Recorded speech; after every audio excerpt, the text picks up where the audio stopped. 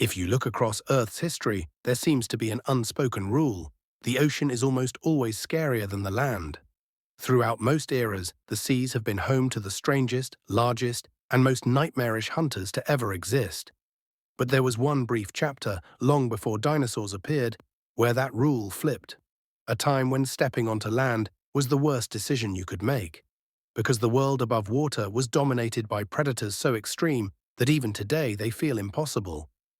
This window of time sits in the late Permian, in an epoch called the Lupingian, about 259 to 252 million years ago.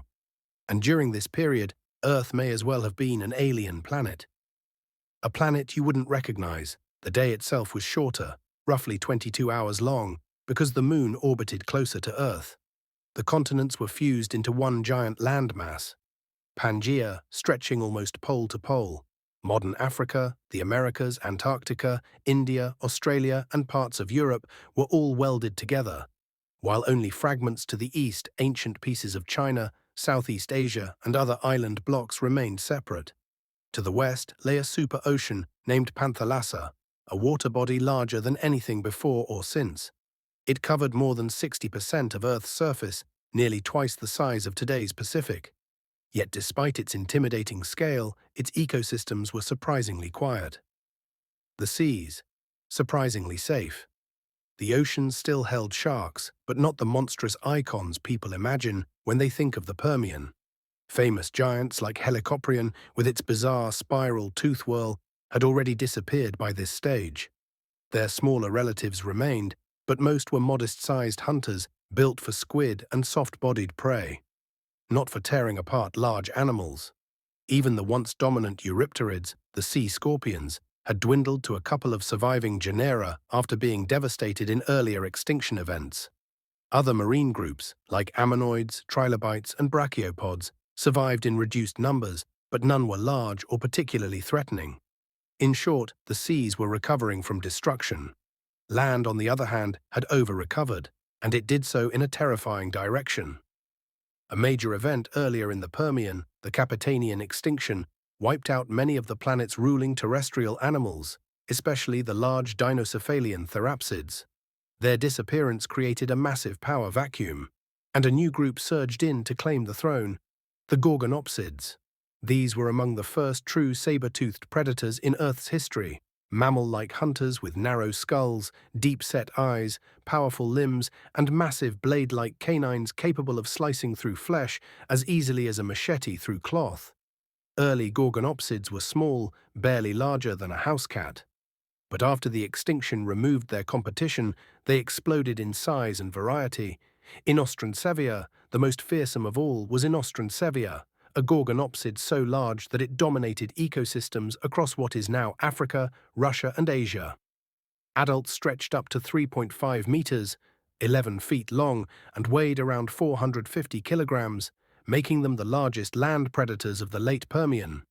Their skulls were long and robust, armed with 15-centimeter saber teeth, razor-edged, curved, and serrated to maximize blood loss with every bite.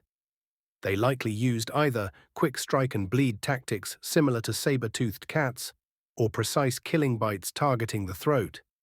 Either way, no herbivore of the time wanted to meet one. This predator wasn't just big, it was adaptable, thriving in scorching floodplains as well as frigid continental deserts. Some paleontologists believe it may have even been partially furred to survive colder climates. But as terrifying as Inostrancevia was, it wasn't alone. Rubidgeinae, South Africa's nightmare pack. In the southern lands of Pangaea lived a separate subfamily of giant gorgonopsids, the Rubidgeinae. These creatures independently grew massive, with broad, heavily reinforced skulls and deep serrations on their killing teeth. Some rivaled Inostrancevia in size and were built like muscular, short-necked tanks. One of the largest, Rubidgeia atrox, approached 3 meters, 10 feet in length, and had a skull that made up an astonishing percentage of its body. Its head alone shows signs of massive bite forces and thick bone designed to withstand violent struggles with large prey. And in many regions, these Rubidgeines lived alongside Inostrancevia, meaning some environments had multiple giant saber-toothed apex predators competing at the top of the food chain. Imagine lions, tigers, and saber-tooths all coexisting, but scaled up to nightmare proportions. The therocephalians, another line of killers, gorgonopsids didn't have the land to themselves. The therocephalians, another branch of carnivorous therapsids, evolved in parallel across Russia, Africa, China, and even Antarctica. Most were smaller, but several became significant predators in their own right. They had broader skulls, compact bodies, and, in some cases, features that suggest they might have been venomous, possibly the first venom-using land vertebrates. One standout was Moshorhinus, a jaguar-sized hunter with a lion-sized skull and limbs built for pinning prey while delivering devastating bites. In certain habitats, Moshorhinus may have replaced gorgonopsids as the apex predator. And towering over most therocephalians was Megahaetia, a roughly 3-meter-long predator whose skull hints at venom glands and ducts. Though this remains debated, like more predators, the land was full. Beyond therapsids, the late Permian had even more carnivores, proterosuchids, crocodile-like reptiles with long, needle-like teeth, proterosuchids, armored semi-aquatic ambush hunters, giant amphibians, including creatures like Inostrancevia, nearly 4 meters long, built to lunge at anything that came to the water's edge, slender, fast tetrapods like Merosaurus in Russia, reaching 3 meters in length. The result was a food chain stacked with overlapping, highly specialized predators. The land was essentially a war zone.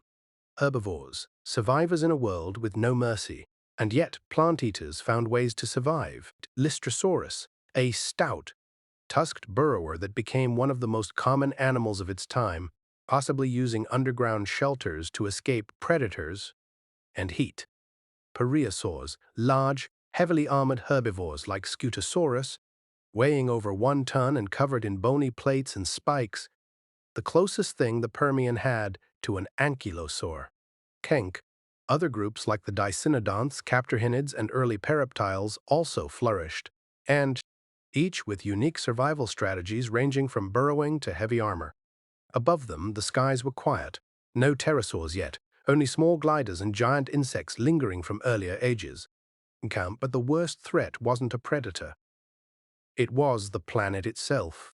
A climate designed to kill, Pangaea's vast interior baked under relentless heat. Average temperatures in many regions hovered around 35 degrees Celsius, 95 degrees Fahrenheit, creating enormous equatorial deserts, nearly devoid of life. The central Pangaean mountains blocked moisture and intensified droughts, turning huge regions into dry, dusty wastelands. And unbelievably, this was still mild compared to what was coming next. Great Dying, Earth's worst extinction. Around 252 million years ago, the late Permian ended in the most catastrophic extinction the planet has ever endured. Massive volcanic eruptions in what is now Siberia produced the Siberian traps, millions of cubic kilometers of lava spreading across an area the size of Western Europe. These eruptions lasted for hundreds of thousands of years, releasing unimaginable amounts of carbon dioxide, methane, sulfur dioxide, toxic metals. Temperatures soared globally.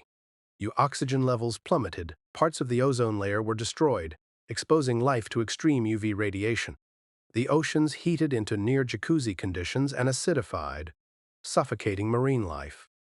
By the end, around 57% of all families, 83% of all genera, and over 90% of species were gone. It was the closest Earth ever came to becoming a dead planet. Water was still safer. Yet even during the apocalypse, stepping into the ocean remained safer than walking on land. The seas were deadly, but the land was a furnace filled with toxic air, scorching temperatures, and a collapsing food web. Bond in the late Permian, the ocean wasn't a sanctuary, but compared to the burning continents, it was the only refuge life had left.